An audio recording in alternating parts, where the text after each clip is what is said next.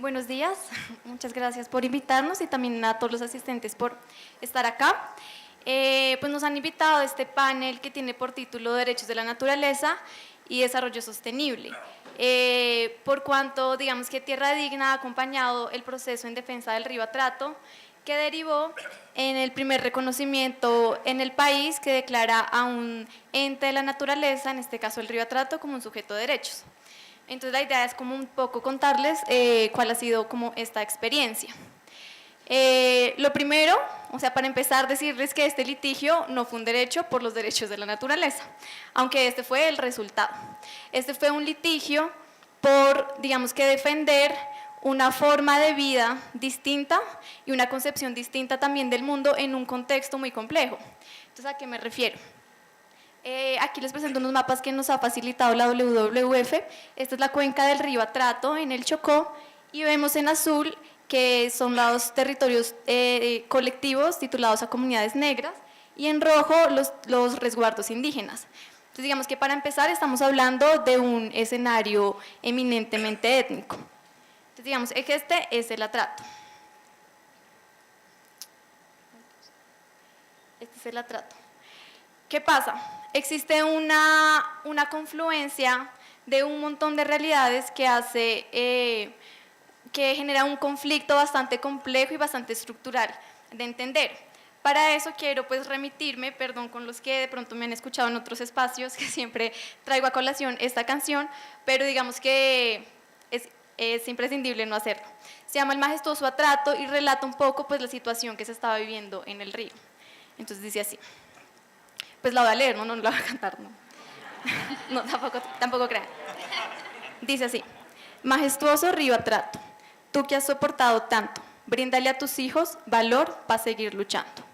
Tus aguas eran cristalinas, decía mi abuelo en sus relatos, eran riquezas, hoy son ruinas, qué lástima río Atrato. El bocachico que otrora, hoy a misa en Beté, hoy a penas duras sube hasta la boca y Puné.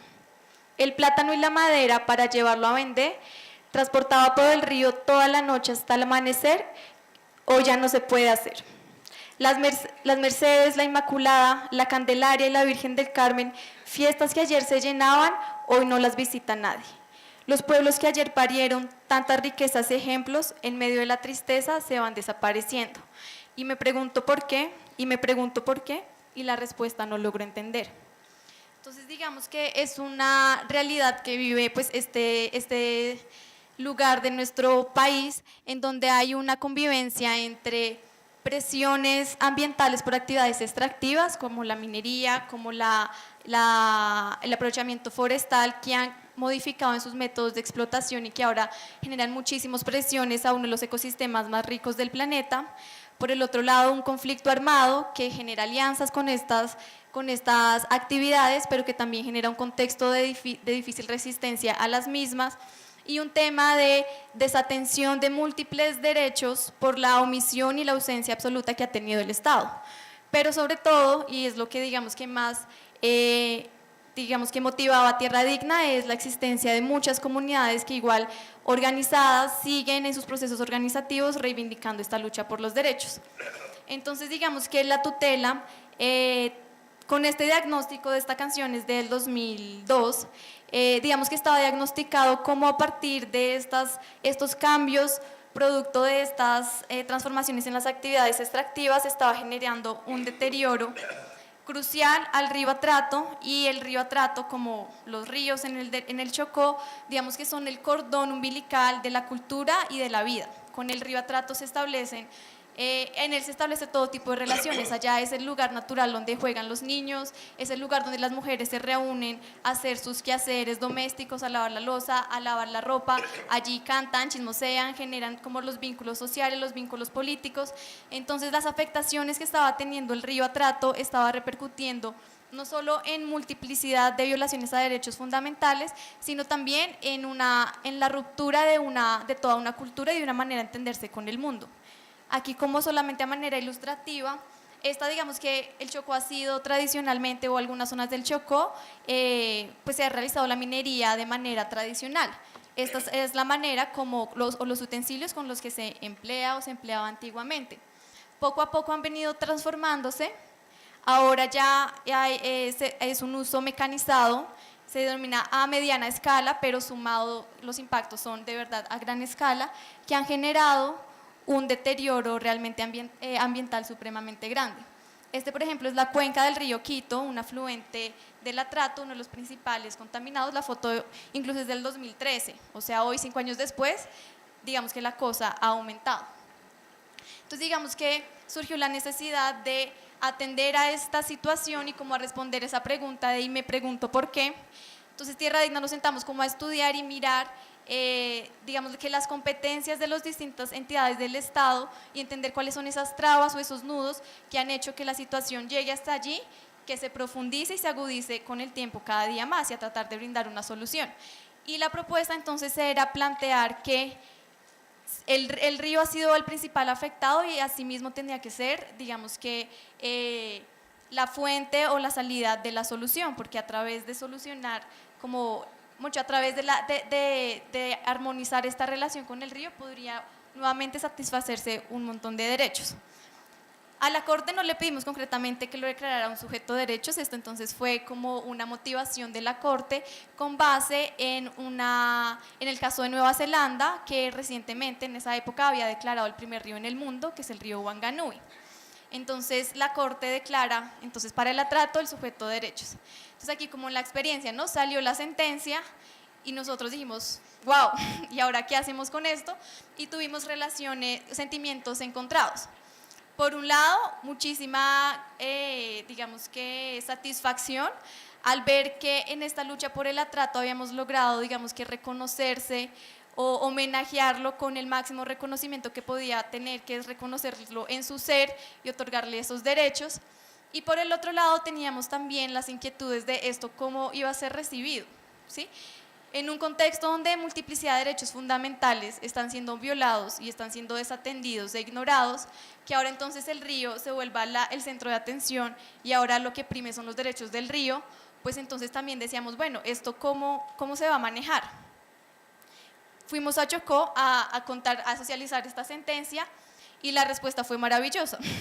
Y como recibieron, digamos que este reconocimiento, esta declaración jurídica, pues fue muy natural y justamente entendimos que la Corte, a través de todo el litigio que se hizo, que en otra oportunidad será para contarles un poco, pero de la vivencia directa que tuvo la Corte con el territorio, pues pudo entender las lógicas y las relaciones y los paradigmas distintos que existen en el Chocó en la comprensión de la naturaleza.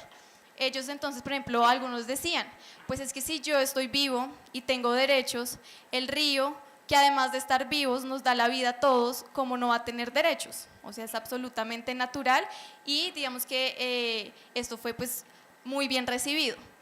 Adicionalmente a eso, entonces la Corte, digamos que inspirándose en esta figura de Nueva Zelanda, dijo, bueno, o sea, hay unas preguntas importantes a resolver en estos dilemas sobre otorgarle derechos a la naturaleza y la principal es quién va a hablar por la naturaleza, quién es el encargado de defenderla o de tomar su vocería.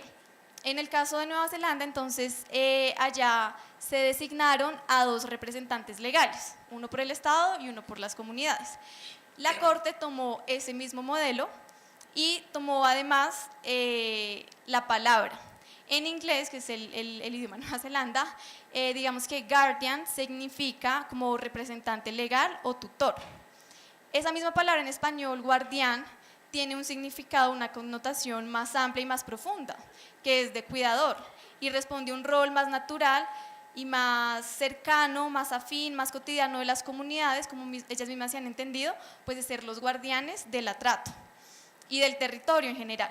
Entonces, digamos que uno de los aprendizajes grandes de este proceso ha sido también como ese rol transformador que tiene el derecho. El derecho muchas veces reproduce dinámicas de poder y acentúa conflictos y eso también lo queríamos atender con la tutela, ver cómo esas normas, esos conflictos que estaban ahí, que el mismo derecho, el mismo Estado, el mismo statu quo, digamos que reproduce, pero a la vez esto nos muestra cómo el derecho también tiene ese rol transformador y cómo no solamente declara una situación, no simplemente la reconoce, sino que la sugiere, la promueve, la estimula. Y esto ha pasado entonces con el atrato.